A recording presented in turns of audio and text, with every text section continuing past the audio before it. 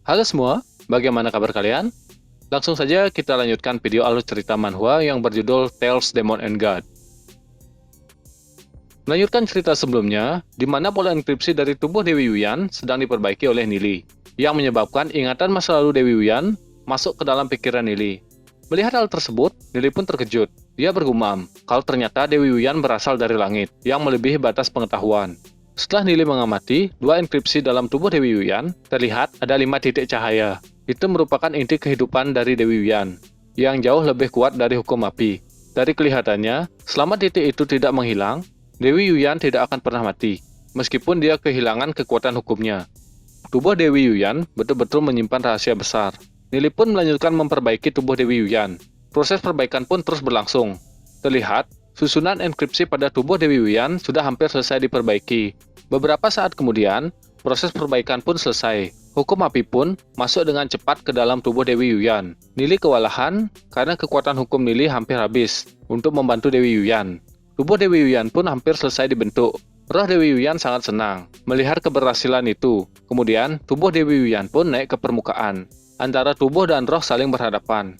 Nili pun muncul ke permukaan dan melihat Dewi Yuyan. Antara tubuh dan rohnya melakukan proses penggabungan. Keduanya menyatu dan memunculkan bola cahaya. Beberapa saat, Dewi Yuyan pun muncul dan mengucapkan terima kasih karena sudah membantu memulihkan tubuhnya. Tubuh Dewi Yuyan pun sudah sempurna. Nili pun keluar dari kolam mata air dan melihat Dewi Yuyan. Nili merasa kelelahan karena banyak menggunakan kekuatan hukum. Dewi Yuyan yang merasakan berhutang budi kepada Nili mengatakan, kalau Nili perlu sesuatu, katakan saja pada Dewi Yuyan. Dia pasti akan membantunya. Nili tidak membahas hal tersebut. Dewi Yuyan sudah bisa bergerak bebas karena sudah menyerap banyak hukum api di sekitarnya. Dewi Yuyan sudah siap pergi dari tempat tersebut. Nili meminta Dewi Yuyan untuk mengikuti rencananya dan menghindari iblis buas. Dewi Yuyan menyetujuinya. Nili akan menggunakan hukum kegelapan untuk menggambar pola enkripsi yang akan menyelimuti tubuh Dewi Yuyan. Dengan begitu, keberadaan Dewi Yuyan akan tertutupi dan meminta Dewi Yuyan untuk mengecilkan diri, masuk ke dalam lengan bajunya Nili. Selain itu,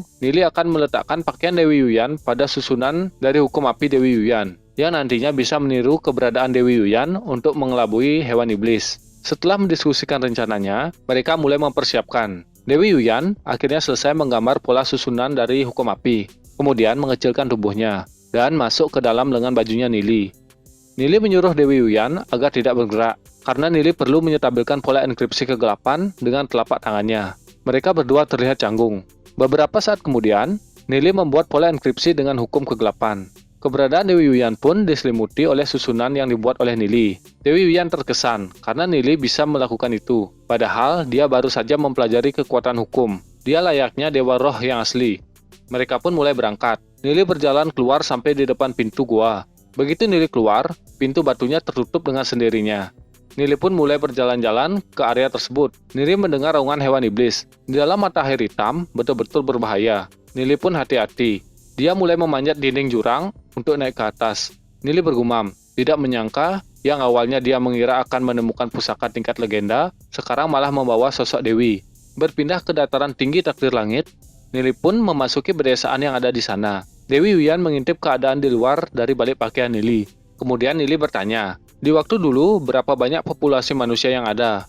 Dewi Yuyan pun menjawab, kalau dia tidak terlalu tahu tentang jumlahnya.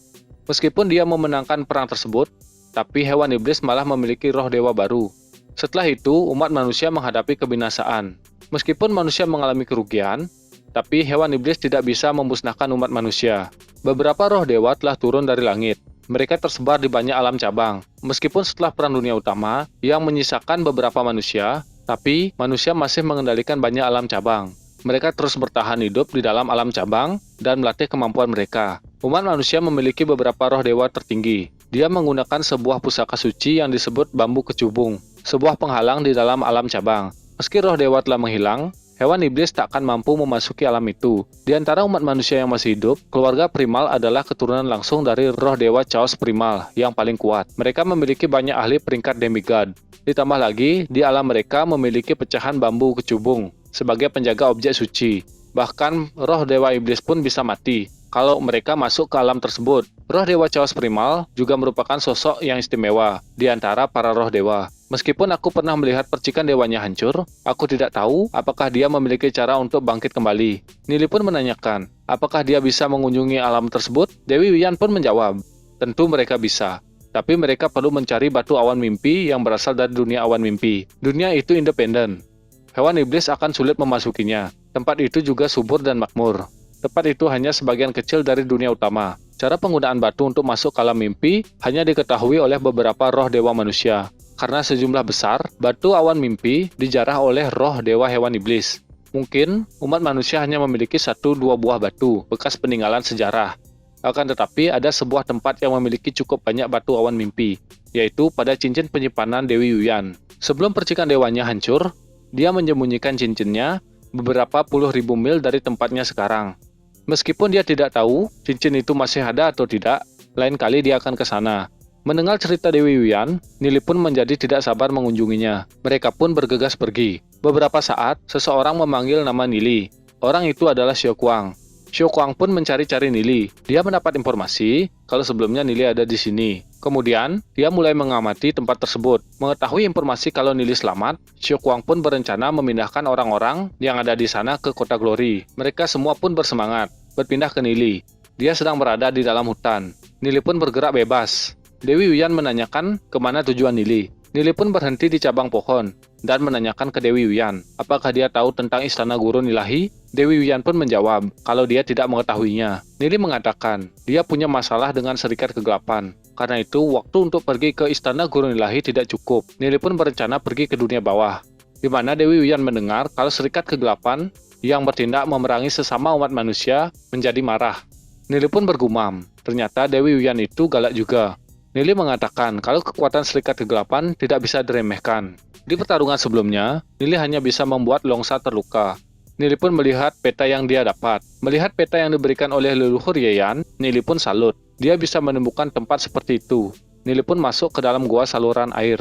Jauh di dalam gua, ternyata pada dinding ada lubang kecil yang dibuat oleh manusia. Bersembunyi di tempat yang gelap akan menjadi persembunyian yang baik. Nili pun mencoba memasukinya. Beberapa saat kemudian, akhirnya Nili pun sampai di pintu keluar terowongan. Terlihat di sana banyak sekali tulang manusia dan tulang hewan iblis. Kemungkinan di sini pernah terjadi perang, dan manusia menuruni jalan ini setapak demi setapak untuk mundur. Nili pun terus berjalan. Setelah Nili lama berjalan, dia pun menabrak dinding penghalang. Dinding itu adalah dinding penghalang dengan level yang rendah. Kemudian Dewi Wuyan membuka penghalang tersebut. Nili pun melanjutkan perjalanannya dengan kesal, karena sebelumnya dia menabrak penghalang. Akhirnya dia sampai di dalam neraka. Melihat hal itu, Dewi Wuyan pun bersembunyi di balik pakaian Nili. Nili pun menanyakan, apakah tempat ini berbahaya? Dewi Wuyan menjelaskan, kalau selain manusia dan hewan iblis, ada ras lain yang berada di tempat ini. Mereka memiliki banyak ahli yang kuat. Mereka membagi tanah menjadi 3 wilayah dan membentuk beberapa alam terlarang. Neraka ini adalah salah satu dari 3 alam terlarang dari dunia utama. Alam ini dikelola oleh ahli yang menguasai hukum neraka. Tidak ada yang tahu dari ras mana ia berasal. Bahkan roh dewa sekuat roh dewa Chaos Primal harus mewaspadainya. Selama kau tidak mengusir mereka, mereka tidak akan melakukan apa-apa terhadapmu. Nili pun mulai bergerak, memasuki alam neraka. Di sana terdapat banyak magma yang panas. Nili pun mempertanyakan, apakah benar markas serikat kegelapan dibangun di tempat seperti ini?